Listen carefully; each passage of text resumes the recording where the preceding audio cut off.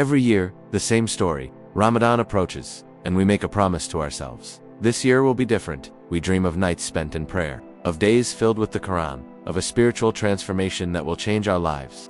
We tell ourselves this is the year we finally get it right.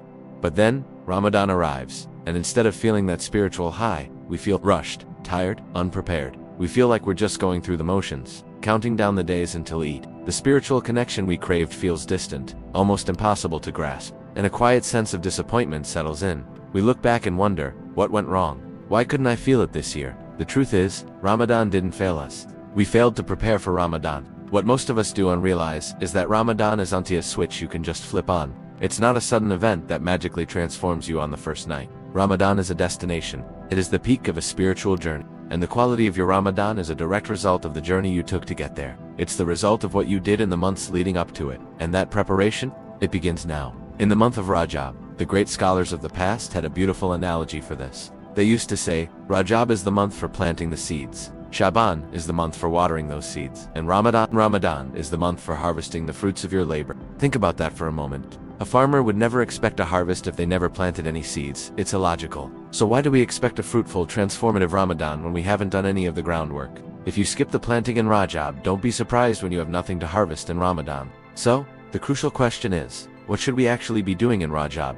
Is this the month where we start fasting every other day and praying all night? No, absolutely not. Rajab is not about intensity. It is not the month of heavy, burdensome worship. Rajab is the month of alignment. It's the month where the heart, which may have been distracted and hardened over the year, slowly and gently begins to turn back towards Allah. It's about recalibrating your spiritual compass before the blessed intensity of Ramadan begins. It's about planting those small, crucial seeds. So let's talk about 5 practical seeds you can plant right now, starting today. First, and most importantly, reset your intention.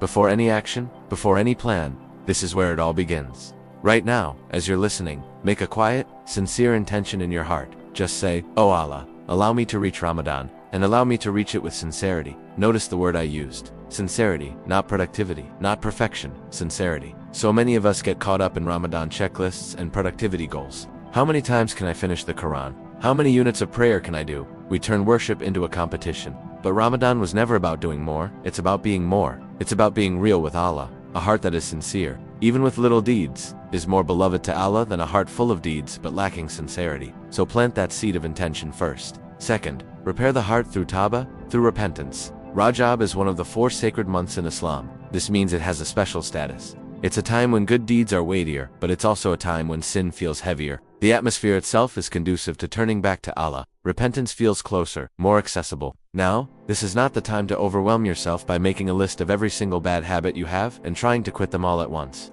That's a recipe for failure. Instead, choose one, just one. That one sin that you know keeps pulling you down. The one that creates a barrier between you and your Lord. The one you feel the most guilt over. Focus on that one. Begin the fight against it now. In Rajab, will you be perfect? Probably not. You might fall, you might struggle, you might slip up.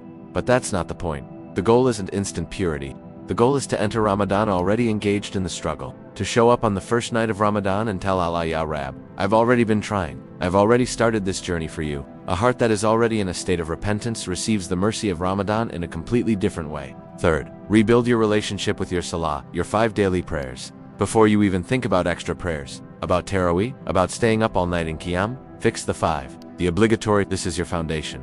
And again, this isn't about quantity. It's not about adding more prayers. It's about improving the quality, the presence.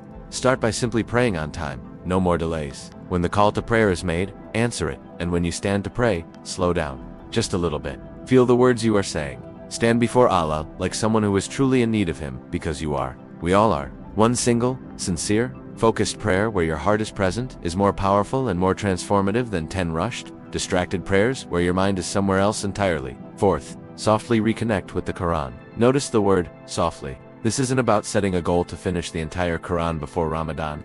It's not about creating pressure for yourself. The goal here is simple. Re-establish a connection. Let the Qur'an become your friend again. The Qur'an is not a book that is meant to be dusted off on the first day of Ramadan and opened like a stranger. Let it hear your voice again. Let its words feel familiar on your tongue. Let your eyes become reacquainted with its verses. Even if it's just 1 page a day, even 1 verse a day. The purpose in Rajab is to remove the distance between you and the Book of Allah, not to achieve some grand milestone.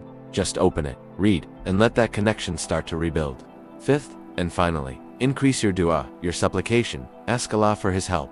The journey is impossible without Him. In fact, the Prophet, peace and blessings be upon him, taught us a specific dua for this time of year. He would say, Allahumma barik lana fi Rajab wa Shaʿbān wa balina Ramadan. O Allah, bless us in Rajab and Shaʿbān and allow us to reach Ramadan. This dua is so profound, it teaches us a vital lesson. Reaching Ramadan is not a guarantee. Every year, people we know pass away before it arrives. And even if we do reach it, benefiting from it is not automatic. So we ask Allah for two things: to bless the time we have noon Rajab and Shaʿbān so we can prepare properly. And then we ask Him to let us physically and spiritually reach Ramadan with a heart that is awake, a heart that is ready to receive His mercy. Make this dua constantly. So to recap these 5 seeds: reset your intention to sincerity, repair your heart with repentance on one sin, rebuild your salah with presence, reconnect softly with the Qur'an, and raise your hands in dua, asking Allah to let you reach your goal. Understand this fundamental point: Rajab is not about becoming a perfect saint overnight. It's about gently, slowly, turning your direction back towards Allah. Even a 1-degree shift in direction, if maintained, will lead you to a completely different destination. When your heart is already facing Allah before Ramadan begins, the month doesn't feel like a burden that overwhelms you. It feels like a beautiful wind that comes to lift you higher. So please, don't wait. Don't wait for a burst of motivation. Don't wait for Shaʿbān to start. And definitely don't wait for the first night of Ramadan. That's too late. The time for planting is now. Start where you are. Start with what you can, no matter how small it feels. Plant those seeds, and then trust in Allah, the Lord of the harvest, to do the rest. Thank you for watching. In part 2, we'll talk about how to take these seeds and water them in the month of Shaʿbān to get you even more prepared for the blessed harvest. Make sure you subscribe so you don't miss it.